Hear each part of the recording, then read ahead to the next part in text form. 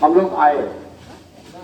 ऐसी बात नहीं है कि हम आंदोलन में उतरे और फेल हो गए, ऐसी नहीं है। क्या आंदोलन होता है, एग्रीमेंट होती है और फिर उसको लागू नहीं होता है। उस एग्रीमेंट को लागू करने के लिए हम लोगों को फिर दोबारा आंदोलन करना पड़ता है। अभी जो के सामने हम सभा कर रहे हैं, इसमें जो एग्रीमेंट हम लोगों ने किया था, उस एग्रीमेंट के कुछ पहलू, मैंने कुछ पॉइंट हम लोगों को मिला। कुछ पॉइंट सरकार के हाथ में था लागू करने का, और कुछ से ज्यादा पॉइंट था मालिक लोगों को अमल करने का। लेकिन कोई भी समझौता आप जानते हैं, अपनी बातों शुरू कर दिया हूं। बीच में आपसे अनुरोध करूंगा कि हम लोग किसी तरह के कोई राजनीति की बात आपसे नहीं करने आए हैं। आए हैं क्या? श्रमिक के लिए, मजदूर के लिए, ट्रैक्टर के मजदूर भाइयों के लिए जो उचित समझे हैं, एग्रीमेंट किए और एग्रीमेंट को लागू करवाने के लिए आपके बीच आए।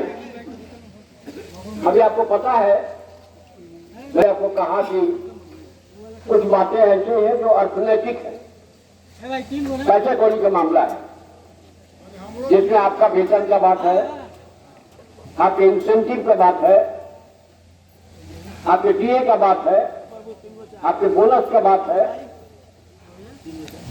आपकी उपस्थिति। इसी के साथ साथ सामाजिक दृष्टिकोण से आपका सामाजिक सुधार हो। जैसे मान लीजिए कि आप 58 में रिटायर होते हैं, समाज में रहते हैं, कारखाने में काम करते हैं, 18 वर्ष की अवस्था में आप काम में गए, 58 में आप रिटायर हुए। ठीक 18 वर्ष की अवस्था में हमारी बहनें काम में गई और 55 होते होते उनको रिटायर कर दिया जाता है। पूरा काम, बराबर का काम, पूरी मजदूरी, पूरा मेहनत, सारे काम हमारे जैसा करेगी और रिटायर हो जाएगी 3 साल पहले। और 3 साल पहले रिटायर जब हो जाएगी तो पेंशन कैलकुलेशन में, पेंशन का हिसाब किताब करने में उनका रिड्यूस पेंशन होगा, अनुपात उसका कम हो जाएगा। इसलिए हम लोगों ने सामाजिक दृष्टि से हमारी बहनों को भी समान अधिकार मिले। और आप जानते हैं कि मैं राजनीतिक पार्टियां, प्रतिमान भी उनका बराबर का होना चाहिए, मांग भी बराबर का मिलना चाहिए।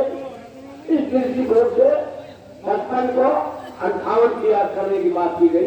एग्रीमेंट भी हुआ, लेकिन इसको